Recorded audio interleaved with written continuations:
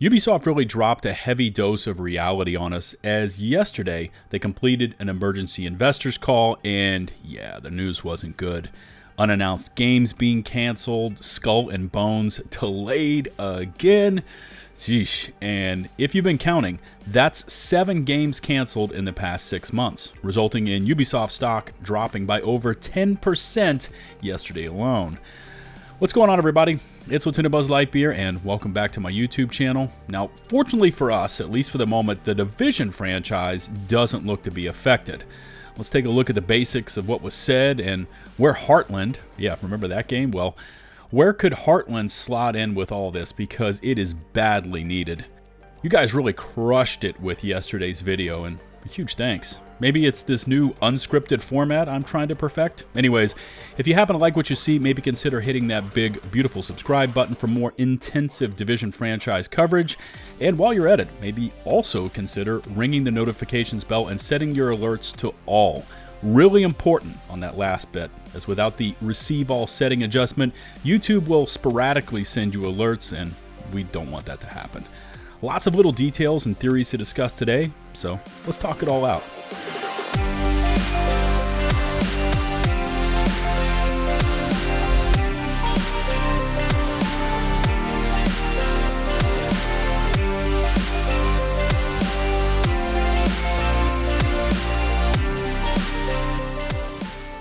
No doubt by now you've probably heard about this emergency Ubisoft investors call that went down yesterday. They announced some cancellations. They're depreciating some R&D. They're making some major restructuring within the company, which I'll discuss here in a moment. But first things first, you need to understand kind of how this affected Ubisoft in general. We're talking about their stock prices, and this is from a Game Rant article. I've got this little quote up on the screen now.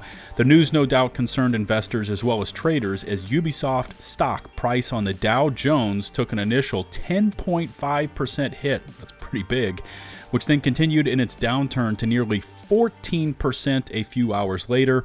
The stock prices at the time of writing sit at $4.40, which have hit a 7-year low for the company, combined with the game cancellations from June 2022. Ubisoft has now canceled 7 games in total over the past 6 months, no doubt contributing to the uncertainty.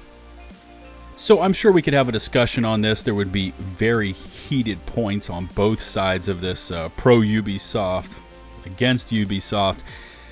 At least for me, as I look back as to what attracted me initially to Ubisoft's IP, and this is speaking back, 10, 15 years, what really attracted me to their games was that they were innovative. They were way different than anything that you were finding out there on the market, and this used to be the MO for Ubisoft. They didn't chase trends, they created trends. And as you look back at the older bits of their portfolio, I mean, things like Splinter Cell, Prince of Persia, Assassin's Creed, Rainbow Six, I'm sure I'm leaving some stuff off here, Ghost Recon, early Ghost Recon games, and in many ways, the Division, when it came out, were all kind of setting they were creating the trends. I mean, we hadn't really seen, we'd seen little versions of things flying around out there, but we hadn't really seen this massive battle royale survival extraction game until survival kind of came around. This was what Ubisoft was. They took chances. They pushed the envelope. Like I said earlier, they didn't chase trends, they created the trends. And probably for me, ever since the Division came out in 2016, as I look at their portfolio since then, and I saw this argument yesterday on Reddit and Twitter, Ubisoft's become very much a copy and paste company. They create huge, beautiful open worlds that are boorish. There's not a lot to do in them. They're covered in all these waypoints and markers, and go over here, and they hold your hand. Go over here, do this. Travel over to this place, do that. Watch Dogs, for me, Assassin's Creed Valhalla is very much like that. Many other games are like that they push out there. I remember Immortals Phoenix Rising was like that too. Just the map is covered in these markers, and for a lot of people. They kind of come out with this argument that Ubisoft has become this company that copy and paste open worlds over into new IP, and then they also release them in a pretty buggy state. And I think those two factors, coupled with they're just not coming with like the older core method of creating IP that they used to, which was taking chances and creating the trends, it's really starting to have an adverse effect on, you know, getting funds, getting investors, getting new IP out there to kind of gin up interest in Ubisoft. Keeping this discussion moving, I'm now jumped over to an IGN article. I'm going to grab a few quotes out of this one. It says, in response to these issues, Ubisoft is delaying Skull and Bones for the 6th time. This game seems to be in development hell. I'm not reading from the article right now. What has it been, 7 years since it was announced? Oh man. Anyway, continue on, and it says, and is also canceling 3 unannounced projects on top of the 4 it already canceled last year. So that's 7 in total. For Skull and Bones specifically, the new target looks to be early 2023-24.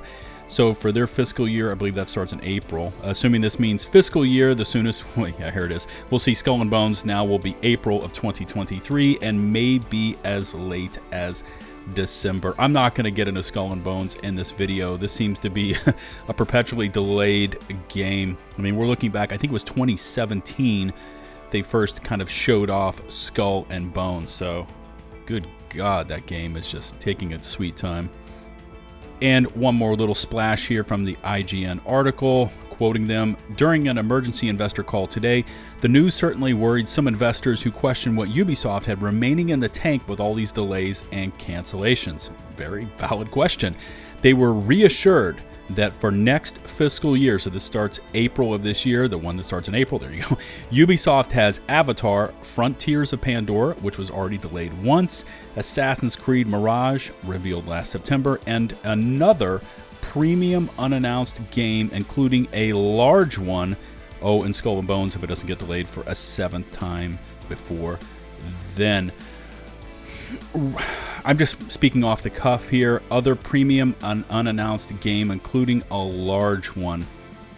I'm thinking maybe Rainbow Six, the next Rainbow Six, or Ghost Recon. Ghost Recon was certainly in development. That is one of their larger AAA titles, and we've heard nothing of that ever since they announced it was in development. So I'm thinking either Rainbow Six or Ghost Recon. Hey, if we're lucky, The Division, but I would say that would be a very, very slim chance. Now, this is just me theorizing here. I'm just speaking off the cuff, but as I look at Ubisoft canceling further IP and consolidating their financial position, what sort of games could they have canceled in the background there?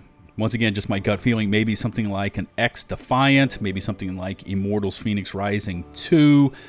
I don't have any confirmation, it's just me theorizing here, but I did want to end this commentary speaking towards the 2 upcoming Division franchise releases. You're talking about Resurgence and you're speaking about Heartland. Now, Resurgence I posted the gameplay here on the channel. I know it was going through like an open, closed, whatever you want to call it, playtest for EU players on Android.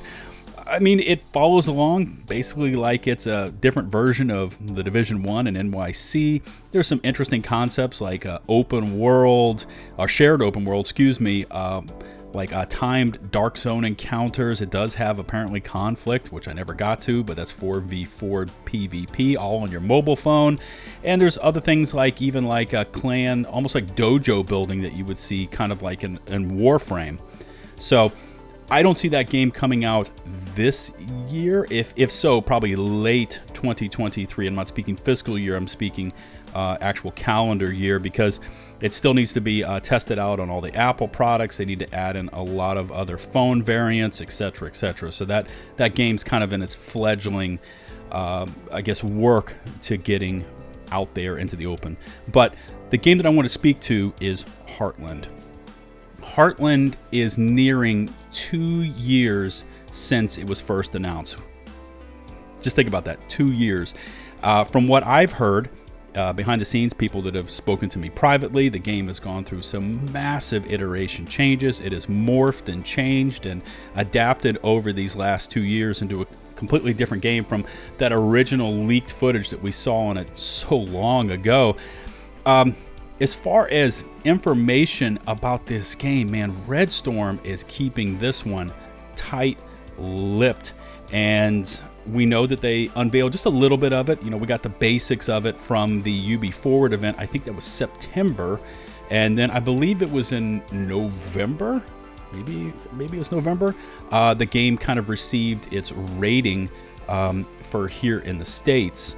So, you know, typically you wouldn't send a game out to get rated until it's, you know, basically pretty close to its finalized product. So that kind of leads me to this next point, that Ubisoft is getting hammered right now in the public eye. They're getting probably hammered by their investors behind the scenes. It's just not looking very positive. It's not looking like a multi-billion-dollar franchise that should be pushing out innovative IP across multiple different franchises. They're struggling right now. We know they struggled the end of 2022, according to the report. Mario Rabbids, the new DLC, did not perform well. The new Just Dance did not perform well. Ubisoft needs a quick and decisive win. Now, it doesn't have to be a lengthy win. We don't know how long Heartland could impress the player base as far as the gameplay loop, how much content is there. That hasn't been divulged to us. But from everything that I'm hearing behind the scenes from people that have played this game, you know, and they're sending me private comments, the game is polished. It's pretty much ready to go. So this leads me to this theory that Ubisoft is going to need to score a quick win. They've got to turn the tide here. They've got to turn the public perception. They need to release Heartland by the latest March of this year. I don't see them pushing it further into April, May, June, because then you're into fiscal year 2023.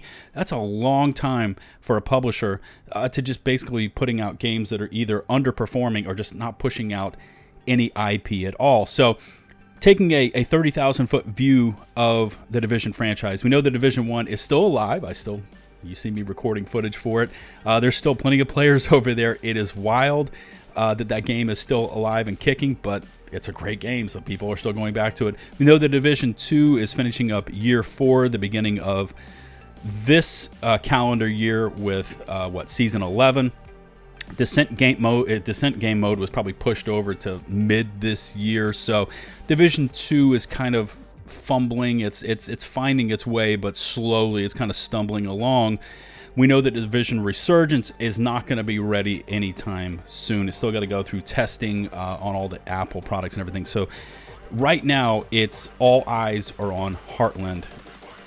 That's about it for today. And I personally don't see any of the Division works being a part of that list of canceled games from yesterday's Ubisoft investors call. But overall, with these cancellations, with the continued delays, with the underperforming end-of-year releases, Ubisoft overall is reeling.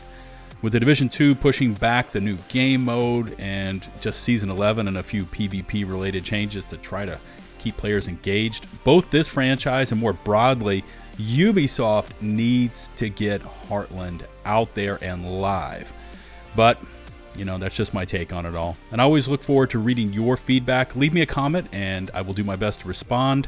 Don't forget to smash that sub button and ring the notifications bell to receive my latest upload alerts. If you could rate and or share this video, it would be greatly appreciated.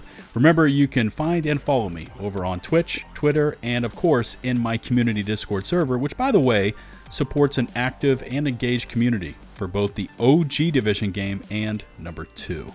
Links to all my socials can be found in the video description and pinned comments below. Until the next one, this is LtBuzzLitebeer, signing off.